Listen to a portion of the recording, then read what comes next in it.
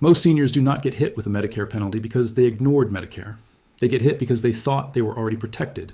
That is the dangerous part. They had an insurance card in their wallet, they had coverage through work, they had COBRA, they had retiree insurance. Some had a spouse's plan, some had prescription coverage that looked real enough because the pharmacy still accepted it. So they waited. They did not feel careless, they felt safe.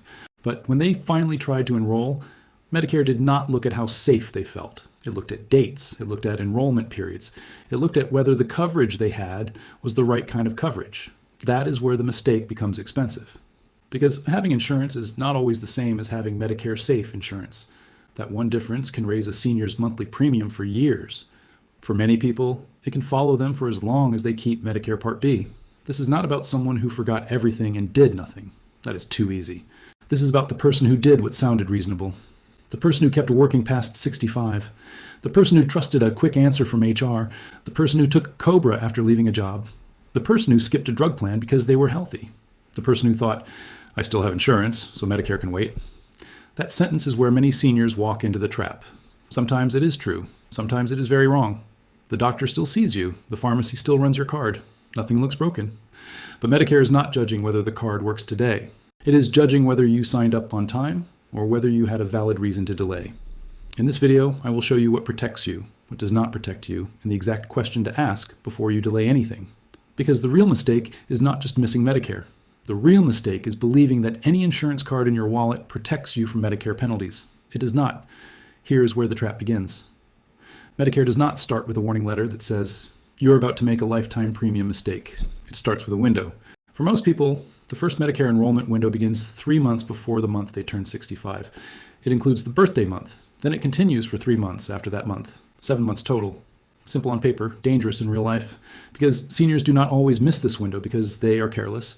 They miss it because they are still working, still covered, healthy, or waiting for someone else to tell them what to do. A person turns 65 and thinks, I'm not retired yet, so Medicare can wait. Someone else thinks, I'm on my spouse's plan, so this does not apply to me. Another person thinks, I'm not taking Social Security yet, so Medicare will contact me when it matters. That is where silence becomes expensive. Medicare is not asking whether you felt ready. It is asking whether you were eligible, whether you enrolled, and whether you had the right reason to delay. Some seniors can delay Part B and avoid the penalty. Usually they are protected because they have the correct kind of coverage through current active employment, not old employment, not COBRA after the job ends, not retiree coverage that only feels official, not marketplace coverage that still sends a card. Age 65 is not just a birthday, it is a checkpoint. Some people can safely wait, some people cannot. And the worst group is the group that thinks they can wait but never confirms it in writing. That is the person this video is for. The person close to 65, or already past 65, with one dangerous sentence in their head. I think I am covered. That word think is expensive. Later, when a premium changes or a penalty appears, the system does not ask what you thought. It asks what coverage you had, when it started, when it ended, and whether that coverage protected your delay. So before you treat 65 like just another birthday, understand the real test. Signing up is one issue. Proving you were allowed to wait is another. Take Harold Bennett in Pennsylvania. He was 66, careful with money, and not the kind of man who ignored paperwork. Harold had worked at the same manufacturing company for more than 30 years. When he turned 65, he looked at his employee health plan, saw that it still worked, and decided not to rush Medicare Part B. So far, that was not necessarily the mistake. He was still working. He had job-based coverage. He believed he had a reason to delay. The problem came later. When Harold finally left the job, the company offered COBRA. The paperwork looked official. The premium was expensive, but the coverage felt familiar. Same doctors, same network, same card style, same pharmacy counter. Nothing about it looked like a dangerous gap. So Harold and his wife, Marilyn, thought they had time. We will sort out Medicare after we get through the first few months. That sounded reasonable. That is what made it dangerous. Harold thought COBRA was a bridge. He thought it extended the same Medicare protection he had while he was actively working. But Medicare does not treat every bridge the same way. The moment active employment ends, the Medicare question changes. The coverage may still exist, but the protection against a late enrollment penalty may not. That is the part many people miss. They focus on whether the card still works. Medicare focuses on whether the delay is allowed. A senior leaves work. COBRA is available. The family feels relieved, and the Medicare decision gets pushed into a drawer. And months pass. By the time someone asks the right question, the answer may be different from what they expected. Harold's mistake was not COBRA itself. The mistake was assuming COBRA gave him the same Medicare protection as active employee coverage. Do I have insurance? Is one question. Does this insurance protect me from Medicare late penalties? Is a completely different question. If you only ask the first one, you can get a comforting answer that still leaves you exposed. Harold needed one sentence before he left work.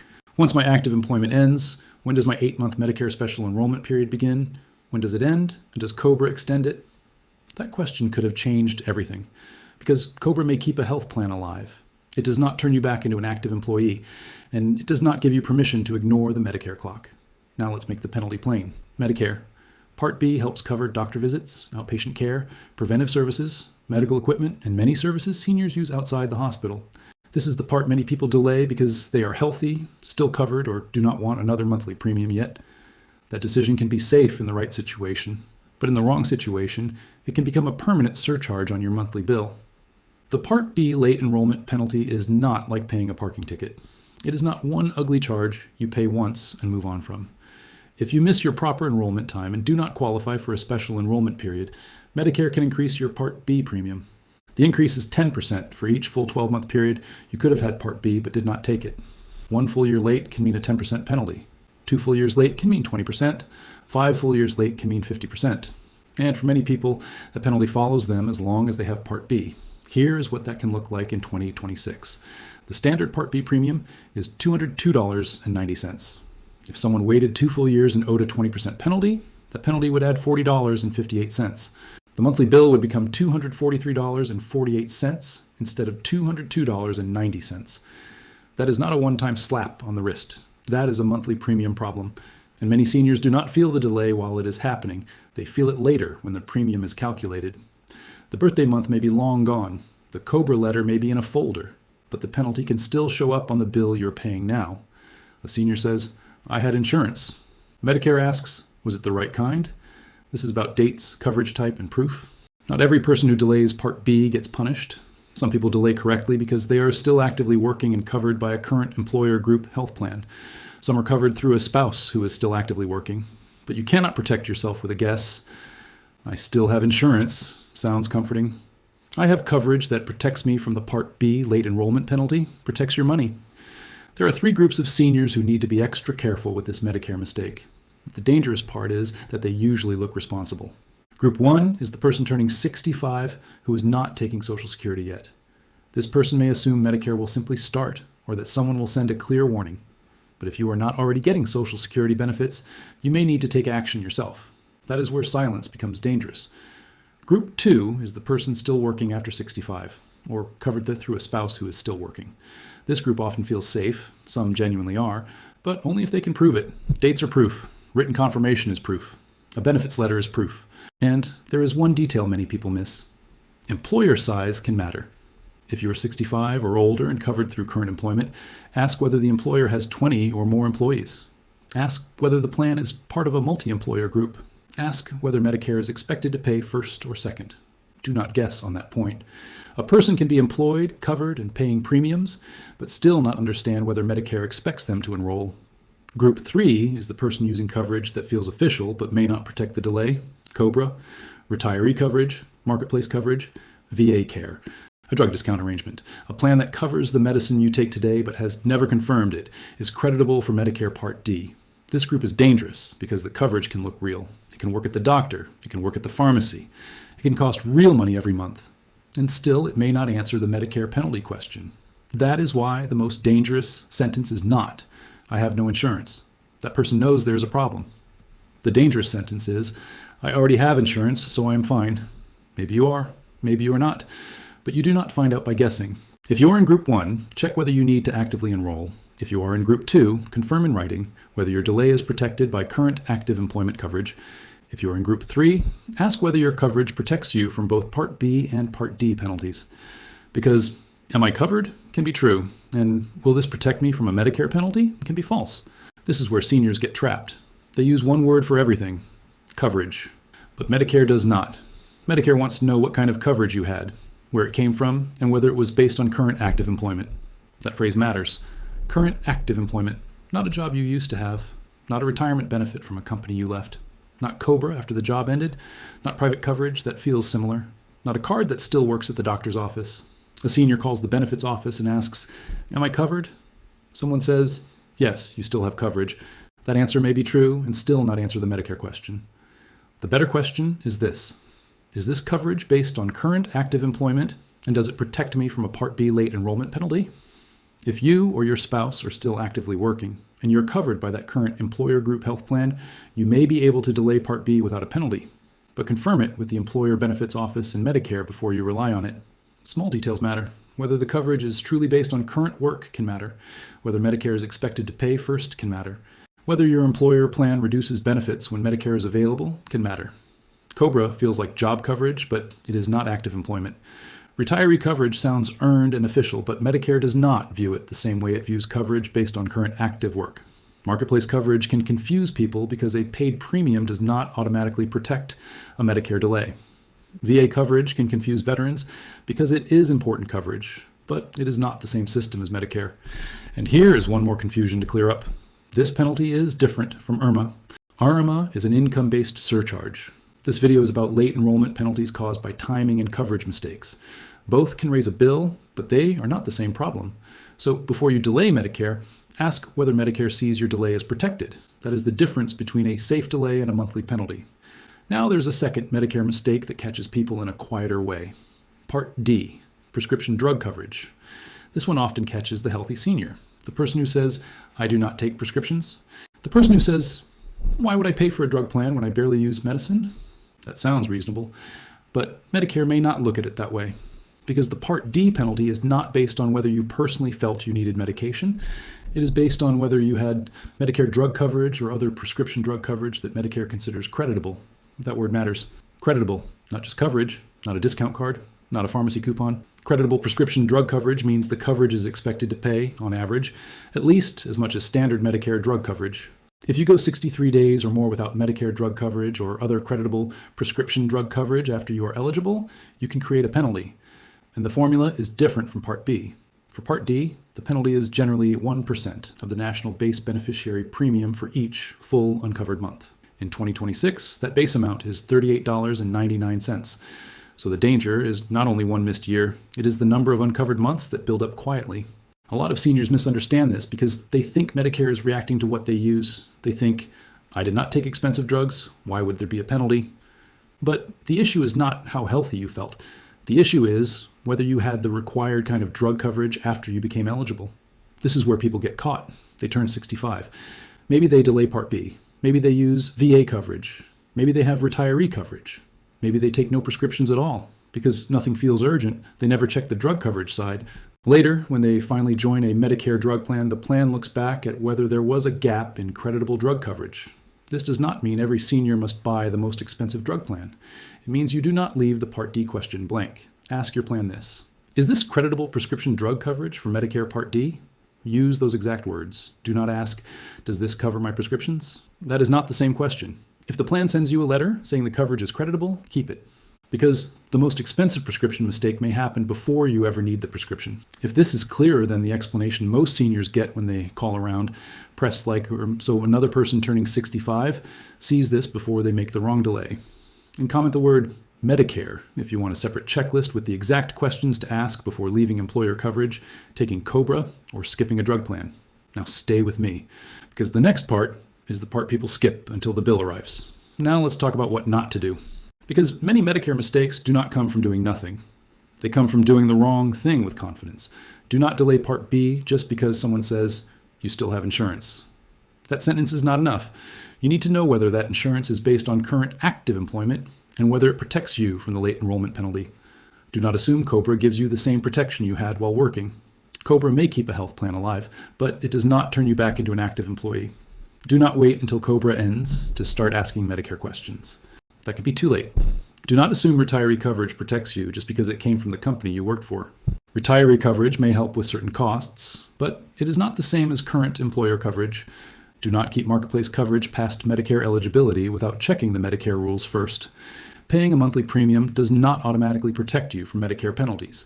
Do not skip Part D just because you are healthy. The question is not whether you take medication today. The question is whether you have creditable prescription drug coverage after you are eligible. Do not trust a neighbor's answer, a Facebook comment, or casual advice from someone who says, My cousin did it this way and nothing happened. That is not a Medicare rule. That is a story without your facts. Your age, work status, employer coverage, spouse's work status, coverage end date, and drug coverage letter all matter. The right move is proof. A senior can forget the exact conversation. An office can change staff. A benefits packet can disappear. But dates and saved letters are stronger than remembering you should be fine. That phrase is not protection. It is a warning sign. Now here's what you do before you delay Medicare. Not after the bill comes, not after COBRA starts, before. First, confirm whether you are already enrolled in Medicare Part A and Part B. Some people are enrolled automatically because they are already receiving Social Security benefits. Others are not. Ask it directly. Am I already enrolled in Medicare Part A and Part B, or do I need to sign up myself? Then ask this. If I delay Part B, what coverage is protecting that delay? If the answer is current active employer coverage, ask for dates. When did coverage start? When will it end? Is it based on your current work or your spouse's current work? Does Medicare pay first or second? Does the employer have 20 or more employees? Or is it part of a multi-employer plan where another employer has 20 or more employees? Will Medicare treat this as valid coverage for delaying Part B? Then ask for proof. Do not be embarrassed to ask for it in writing. This is your money. If you are leaving work, ask before your last day. When my active employment ends, when does my 8-month Medicare special enrollment period begin? And when does it end? Write down the answer. Keep the letter. Save the benefits notice. If you are offered COBRA, ask this. Does choosing COBRA extend my time to enroll in Medicare Part B without a penalty? Do not ask whether COBRA is good coverage. That is not the same question. If you have retiree coverage, ask this. Is this retiree coverage considered current active employment coverage for Medicare enrollment purposes?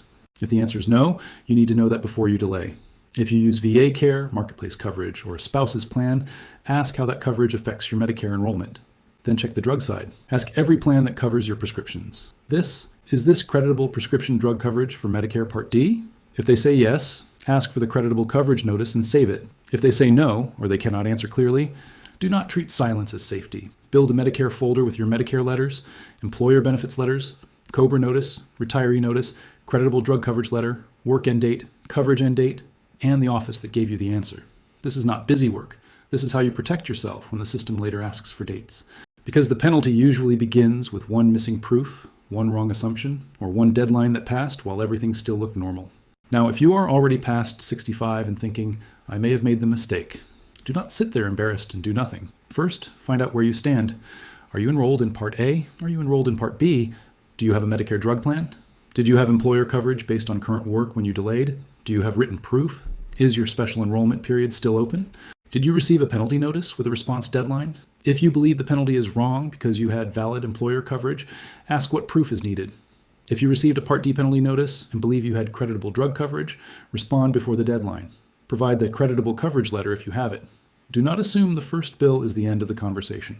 But also do not ignore it. Call Medicare, call Social Security, call the Employer Benefits Office, call your state health insurance assistance program. Ask the exact questions. Write down who you spoke with, the date, and what they told you. If you made a mistake, you need to know it early. If the system made a mistake, you need documents. Either way, guessing is the most expensive option. So here's the move. Do not treat age 65 like just another birthday. Treat it like a Medicare checkpoint. The mistake that raises your premium is not always loud. It can happen while everything still looks normal. The card still works. The plan still exists. The pharmacy still processes the prescription.